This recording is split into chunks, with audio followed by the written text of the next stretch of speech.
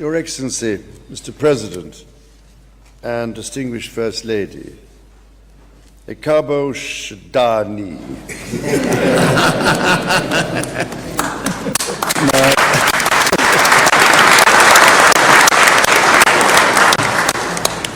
My wife and I are delighted to welcome you to Windsor Castle here on this occasion, and we are most grateful to you for travelling during this holy month, which I acknowledge is no small sacrifice, and so it is my particular pleasure to wish you, Mr. President, peace, blessings, and an abundance of joy. And Ramadan Mubarak. Ramadan Mubarak. During my most recent visit to Nigeria in 2018, when I was fortunate enough to be able to spend some time with your highly respected traditional leaders, the Sultan of Sokoto, the Uni of Ife, Unicho Wari, and the Emir of Kano, it was self-evident that while the warmth of the Nigerian welcome remains constant, the country itself is transforming at a remarkable pace. Nigeria hasn't merely changed, it has arrived. Yours is now a nation of over 230 million people, half of whom are under 18, with the energy, ingenuity, ambition, and resolve to address the great challenges of our age.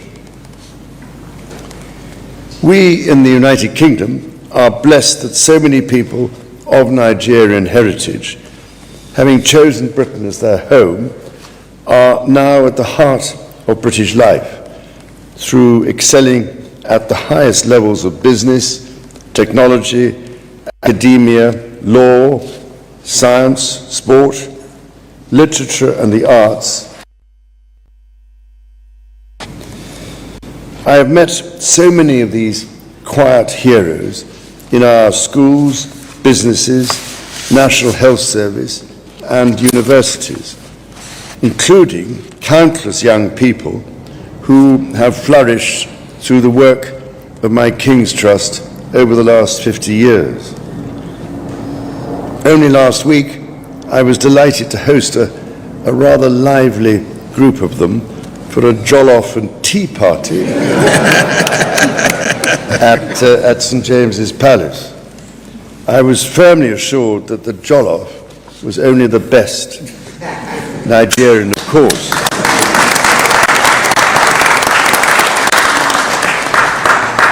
Or perhaps it was Ghanaian or Senegalese. Diplomatically, I cannot remember. But who could have imagined that when I first visited Nigeria 36 years ago today, so many of those I might have met would have gone on to have such an impact in the United Kingdom? From Afro beats filling our concert halls and Nollywood captivating our screens, to stars competing in our Premier League and adjudicating our highest courts, so much of Britain's culture is, in truth, profoundly enriched by Nigeria. Whether they are Nigerians who have chosen Britain as their adopted place to invest, trade, or study, or Britons who cherish their personal connection to Nigeria, they all represent a living bridge of over 500,000 people who connect our nations, Mr. President, and help make our cultures richer, our shared security stronger, and our economies more prosperous. We are proud that so many great examples of this living bridge join us here this evening. As the connections between our nations deepen every day, so too do the economic ties. Your visit has provided the opportunity to celebrate the fact that Nigeria is investing in Britain's future as much as Britain is investing in Nigeria's. Leading Nigerian banks have chosen the City of London as a global base. Examples of the best Nigerian companies have listed on London Stock Exchange, and UK Export Finance is supporting investment in Nigeria's ports.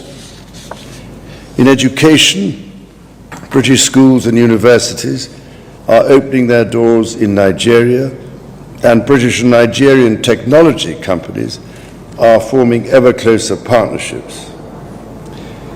I was pleased to see that visitors from Nigeria spent £178 million in Britain in 2024, and 251,000 people from Britain travelled to Nigeria and spent just as much in return.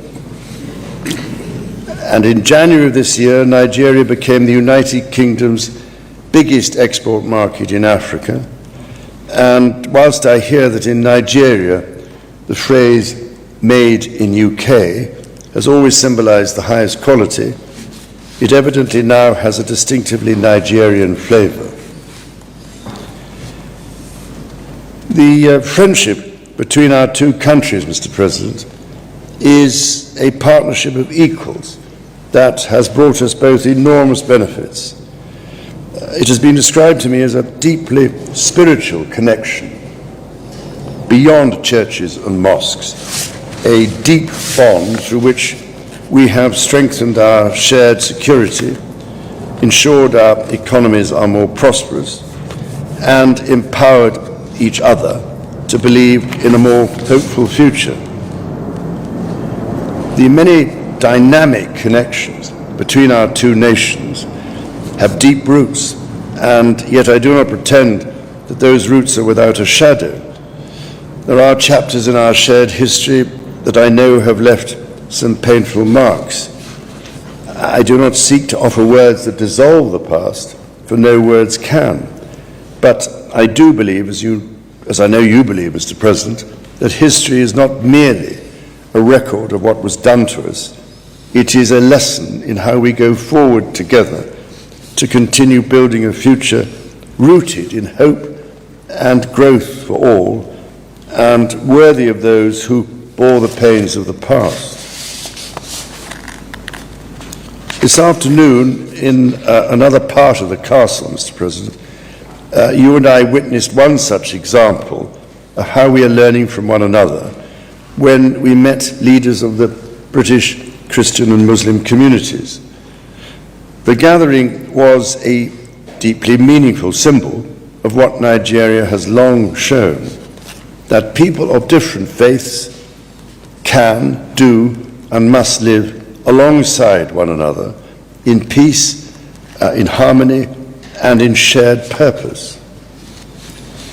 It was also a timely reminder of the importance of standing with you and in us strengthening your quick reaction forces, or in providing food, nutrition, and protection services in northern Nigeria when challenges disturb the age-old balance between these communities.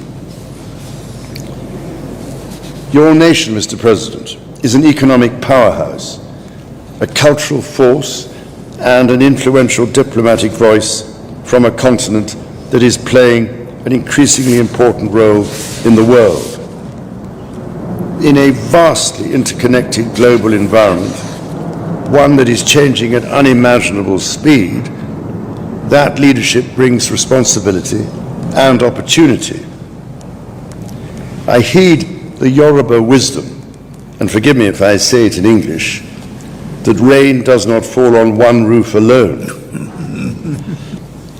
And as you observed so astutely before the Commonwealth Heads of Government meeting in Samoa in 2024, if we didn't have this global alliance of 56 member states, 2.7 billion people, and a combined GDP forecast soon to surpass $20 trillion US, there would be a need to create one. I believe firmly that when rain clouds gather, we can tighten the grip of friendship between us, and in so doing, reinforce the central role of the Commonwealth in our shared future. As the world changes, these are lessons we must heed now more than ever. As the Hausa saying goes, When the music changes, so does the dance. Yes. We can learn from Nigeria and the best of the UK and Nigeria's partnership and harness the advantage that comes from our common languages, our similar legal systems, and the web of cultural ties and spiritual connections that provide such deep trust between us, and look to the future and learn new dance steps together. Mr. President, you have spoken in particular of the importance of expanding intra-Commonwealth trade by creating shared standards, regulatory and digital alignment, and removing barriers that deter investment. As the UK and Nigeria's enhanced trade and investment partnership is just such an example, so that our economies can grow in harmony with nature and create the millions of jobs our citizens need. So as we look towards CHOGM this year, I hope, far from being past its time, we can demonstrate that the Commonwealth's time has come, as you so rightly said. In achieving that, my wife and I will gain strength from seeing Nigeria take her rightful place at the heart of the Commonwealth, and to standing alongside you as a friend who believes the future is best when built together.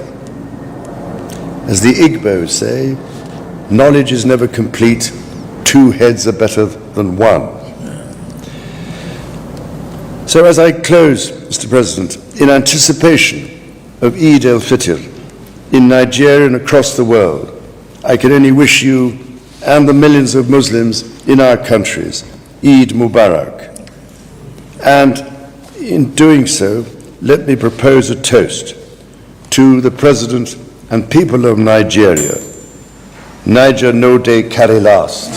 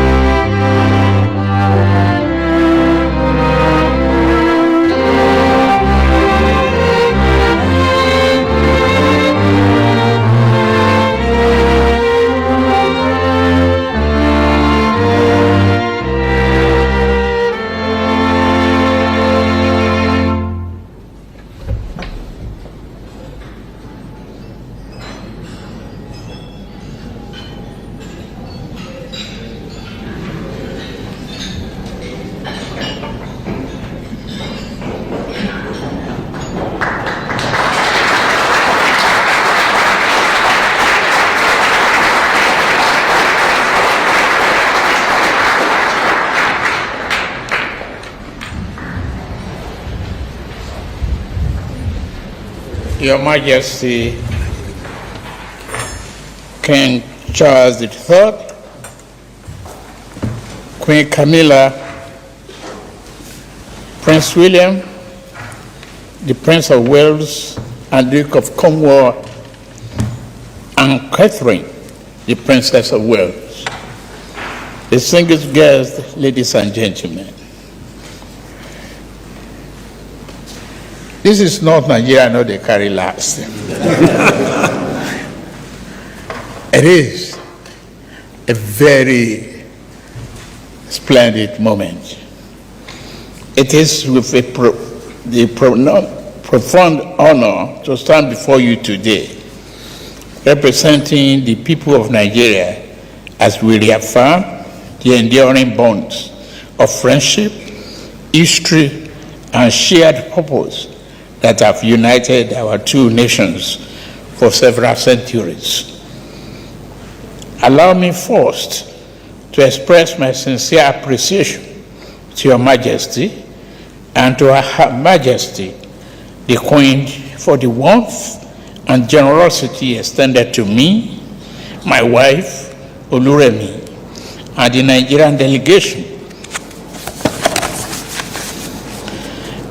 as the first Nigerian leader to speak here at Windsor Castle, which has served the British crown for nearly a millennium. It is particularly historic. Windsor has stood as a symbol of continuity, witnessing the steady evolution of institutions that have shaped governance, culture, and public life, not only in Britain, but far beyond these shores. Nigeria and United Kingdom have shared more than just history. Our two nations share a vision of progress and resilience. Today, we continue that journey, committed to building a future rooted in partnership, mutual respect, and common values. Standing here in Windsor Castle, one cannot but help reflect on British impact on modern democratic governance worldwide. We remember the Magna Carta of 1215, which laid the early foundation for the rule of law and the development of parliamentary democracy, establishing enduring ideals around liberty, accountable government, and civic responsibilities. Great Britain thinkers and writers such as Thomas Hobbes, John Locke, and Edmund Burke helped to propagate those democratic ideals. This influence continues to resonate till this date. The literary genius of William Shakespeare and other writers such as Charles Dickens has enriched and shaped the English language spoken by over 1.7 billion people worldwide. In Nigeria, element of this tradition continues to inform the institutional foundation of our own republic. Our court draws upon legal tradition rooted in English common law. Our parliamentary institution reflects constitutional practices that evolved here over centuries. Our civil service structure have also drawn upon administrative models developed in Britain and adapted to Nigeria's own national context. While institutions matters greatly, Your Majesty, our people remains the strongest bridge between our two countries. The Nigerian community in United Kingdom has become one of the most dynamic diaspora communities worldwide. Nigerians continue to contribute enormously to the vitality both here in England and in Nigeria. Within the National Health Service, Nigerian doctors and nurses play an indispensable role in delivering health care. Nigerian trained doctors are among the largest group of international medical professionals serving the NHS. In sport, rugby players such as Mario Toje, footballers including Bukayo Saka, Eberechi Eze, and champion boxer Anthony Joshua illustrate the remarkable human connection that links Nigeria and the United Kingdom. Our partnership is further strengthened through the Commonwealth of Nations, which connects 56 countries under Your Majesty's leadership. Thank you very much for all you've been doing for us. We discussed at length earlier on today the essence of bringing over 2.7 billion people together and removing trade barriers. As one of the largest nations within the Commonwealth, Nigeria look forward to contributing constructively to the continued growth and vitality of this global community. However, our West African region faces complex terrorism challenges with roots in Sahel. Nigeria comes with an enormous responsibility to help safeguard regional stability. In confronting these threats, partnership with the United Kingdom remains essential, and I look forward to meeting with Prime Minister Keir Starmer tomorrow. Despite these challenges, Nigeria approaches the future with hope and confidence. We are a nation of diverse and vibrant people, of young people dreaming big, of entrepreneurs with a global outlook, and a hopeful people determined to realize their full potential, as I promised. Your Majesty, I am confident that the friendship between Nigeria and the United Kingdom will continue to grow stronger and better beyond jollof rice.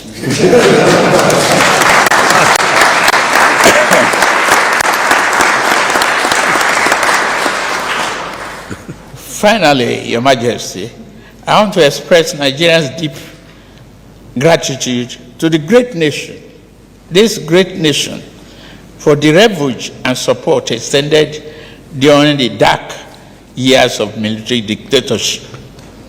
Like many Nigerians involved in pro-democracy struggle, I find safety here, and I recall that my residence was placed under Metropolitan Police surveillance for protection following threats from agents of the junta. I thank you very much once again.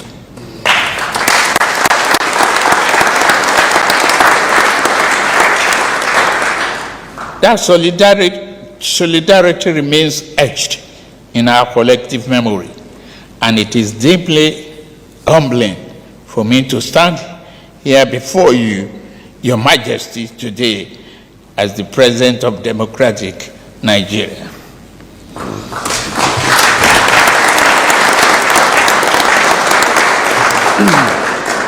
On behalf of the government and the good people of Nigeria, I thank Your Majesty, Her Majesty the Queen, Prince William and Catherine, and Princess of Wales, other members of royal family, and the people of the United Kingdom for their long-standing friendship.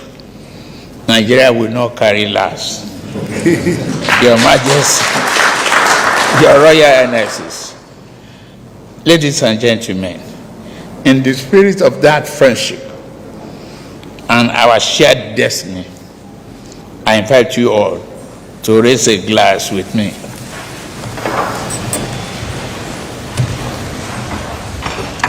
To the special bond between Nigeria and United Kingdom, and to the bright future that we shall build together.